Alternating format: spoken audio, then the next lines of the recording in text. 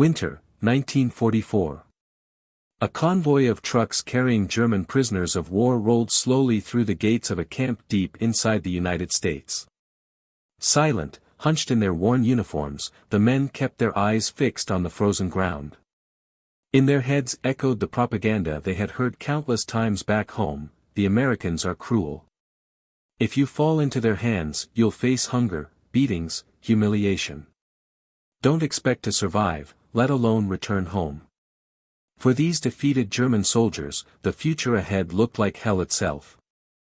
They pictured damp wooden barracks, starvation rations, if lucky, a few slices of stale bread, or worse, a bowl of watery soup. Some muttered that the Americans would surely take revenge. They had heard rumors of Soviet brutality against prisoners, and they imagined the Americans would let them rot away in disgrace. But the moment they entered the mess hall, that fear shattered in an instant. Instead of the stench of mold and misery, the air was filled with rich aromas: golden roast chicken, freshly baked bread, steaming coffee. The prisoners froze, wide-eyed. Was this an illusion? A trap? Yet on the tables stood trays of food that many of them hadn't seen in years: meat, vegetables, fruit, even desserts. Not the meager scraps for defeated enemies, but a real meal. Some laughed bitterly, whispering, "This food is better than what our officers ever had." Others suspected some cruel trick. But when the first bite touched their tongues, the sweetness, the richness, the warmth, there was no denying it, it was real. What stunned them wasn't just the quality of the food, but the meaning behind it. The image of a merciless America, the horror stories they had carried in their minds, all of it crumbled. The enemy hadn't greeted them with rifle butts or whips, but with kindness. And this was only the beginning. These prisoners had no idea that they were about to experience an even greater cultural shock, one that would force them to question whether the real prison was not the American camp, but the lies they had been taught to believe. By 1944, World War II had entered its bloodiest phase. In Europe, German forces were faltering after Stalingrad and the carnage of Normandy. Tens of thousands of Hitler's soldiers surrendered to the Allies.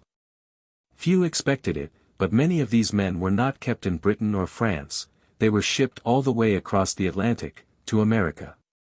Why? The reason was simple, yet shocking to the prisoners: the U.S. had land, resources, and a massive logistics network capable of housing hundreds of thousands. Instead of cramming them into overcrowded camps in Europe, the Allies transported them to the heart of America, where war felt like a distant echo. When the ships docked in New York, Virginia, or Louisiana, many Germans looked up at the skyscrapers and bustling ports in disbelief. This was the land Nazi propaganda had described as decadent, chaotic, impoverished. The sight before them told another story, one of industrial might beyond imagination.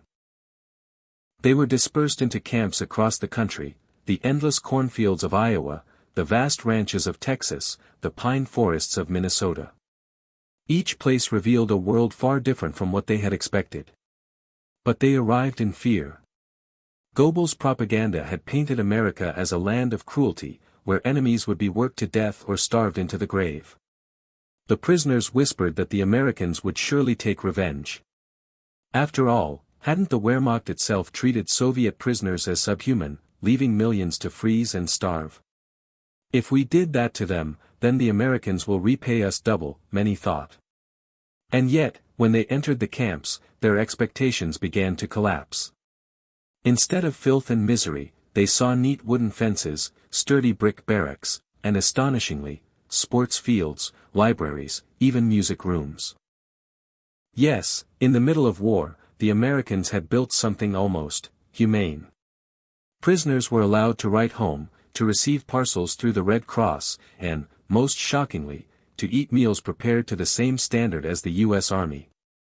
Imagine it, while German civilians back home scraped together bread mixed with sawdust, the prisoners of war in America were eating meat, fresh vegetables, butter, milk, and coffee. At first, many laughed bitterly.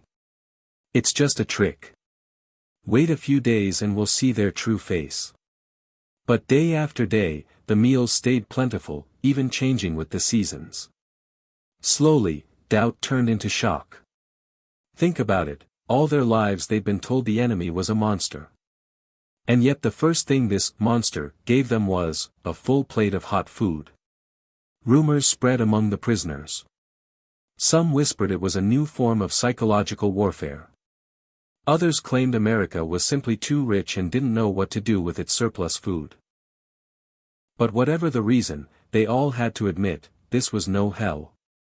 And then came the moment that turned shock into something deeper, an event that many prisoners would never forget. It came quietly, without fanfare. Late November, 1944. For the Americans, it was a special day. For the German prisoners, it was just another cold, endless day behind barbed wire. But that morning, something was different. Not the bark of guards or the stomp of boots, but a smell. Warm, rich, mouth-watering. "What is that?" one muttered. "Smells like roast chicken." When they filed into the mess hall, they froze in disbelief. Before them stretched long tables covered with white cloths, laden with food, golden roast turkey glistening with gravy, creamy mashed potatoes, fresh vegetables, crimson cranberry sauce, and finally, pumpkin pies radiating sweet aroma. The prisoners stared, dumbstruck. Some laughed nervously, thinking it a cruel joke. "This is restaurant food, not prisoner food," one whispered. But the American guards only gestured calmly, "Sit. Eat." A young German, once a mechanic in Hamburg, took a cautious bite of turkey. His eyes widened, lips trembling.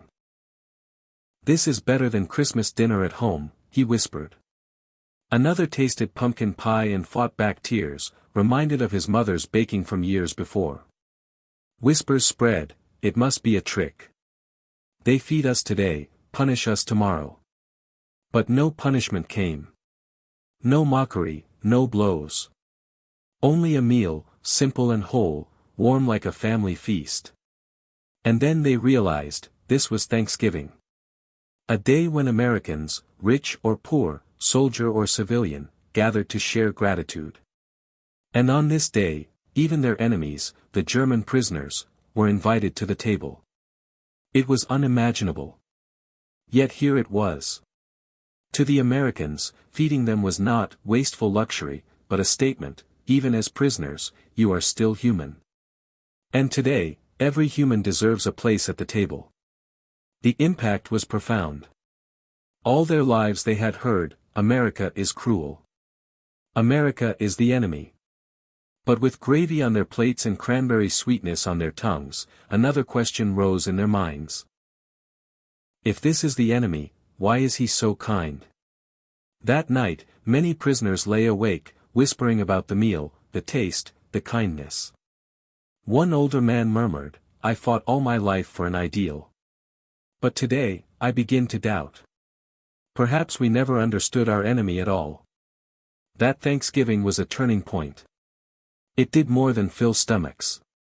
It planted a seed that even Nazi propaganda could not erase, that Americans were not monsters, but people. After Thanksgiving, something intangible shifted in the camp. The barracks, the fences, the guards were the same. But in the hearts of the prisoners, something had changed. Once, they had looked at the guards with hatred, suspicion, or cold indifference. Now, when eyes met, there was, if only faintly, a glimmer of recognition. Conversations changed too. No longer just complaints and homesickness, but talk of America itself. A prisoner had seen a library filled with books in English and German. Another spoke of classes, music, even weekend films. "Can you believe it?" someone whispered. In a prisoner camp. It was almost madness, compared to what they'd been told. But reality was undeniable. Prisoners began working in nearby farms and factories, earning small wages they could spend on soap, cigarettes, or postcards. They wrote letters home, "We eat well. We sleep in safety. The Americans do not harm us. They let us work, pay us, even study. I am alive. I am well." When those letters reached Germany, families were stunned. At home, bombs fell daily, food was scarce, bread was stretched with sawdust. Yet across the ocean, their defeated sons lived better than many civilians. Inevitably, comparisons arose. They remembered how Germans had treated Soviet prisoners, left to starve and freeze like animals. And now, the enemy treated them as human. If we were the ones who acted like beasts, some whispered, then who is truly barbaric? For many, this doubt was the first crack in blind faith. Former fanatics began to question Hitler's vision. Others found healing. Camps allowed music, theater, even education. One former teacher from Berlin taught illiterate comrades to read, with American guards supplying paper and pens. Years later, some returned to Germany equipped not just with survival, but with knowledge to rebuild. The Thanksgiving feast became more than a memory, it was a symbol. A reminder that even in the darkest war, humanity could survive. And when the war ended, and the gates opened, many returned to a shattered Germany carrying that memory. To wives, children, neighbors, they said, the Americans were not as we were told.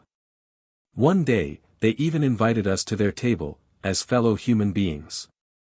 These stories became invisible bridges, helping two former enemies step closer to reconciliation. When bridges rose overnight across rivers, the mockery of German prisoners turned to stunned silence. These were not just feats of engineering, but testaments to an unbreakable will. Stories like these, and the Thanksgiving feast, remind us that victory in World War II was not won by weapons alone, but by ingenuity, resilience, and humanity. So, what do you think?